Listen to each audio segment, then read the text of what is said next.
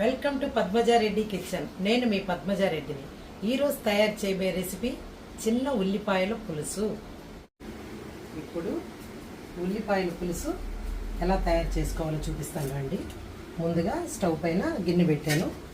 ఇందులో ఒక 3 స్పూన్లు ఆయిల్.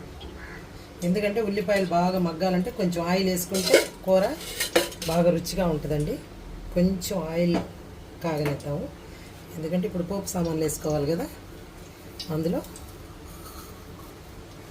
కొద్దిగా ఆవాలు, కొంచెం మెంతులండి, జస్ట్ టేస్ట్ కోసం కొంచెం మెంతులు, కొంచెం చిటపట్లాడినిచ్చి చిటపట్లాడుతుంది.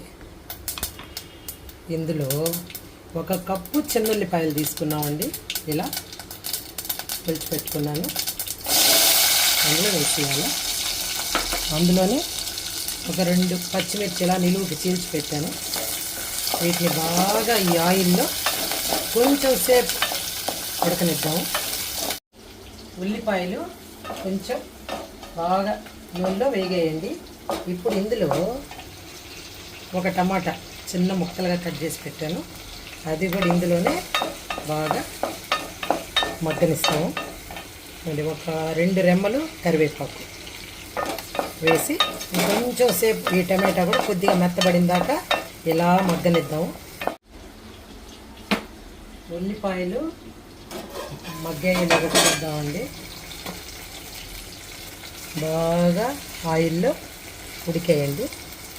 ఇప్పుడు ఇందులో 1/2 టీ స్పూన్ పసుపు,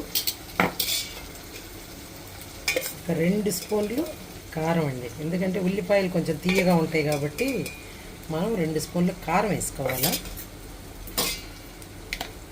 ఇది సాల్ట్ మనకి ఎంత కావాలో అంత తగినంత వేసేసుకోవడమేను. వేసేసి కొంచెం అలా కలిపేసుకోవాలి. ఇది చాలా బాగుంటుందండి.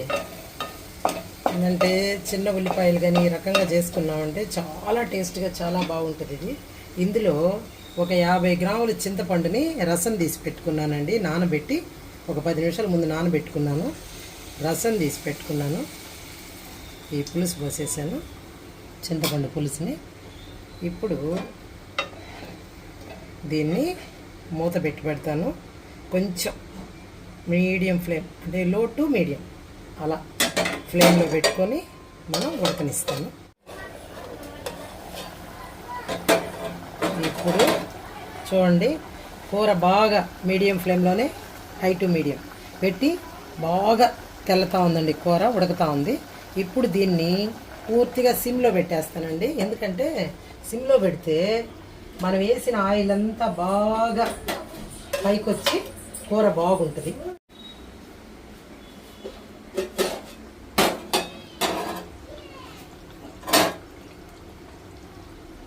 కూర దగ్గరగా బాగా ఉడికిపోయిందండి.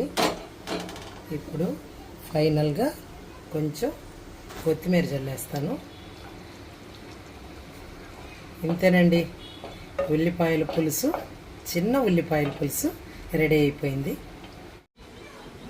చిన్న ఉల్లిపాయల పులుసు రెడీ అయిపోయిందండి.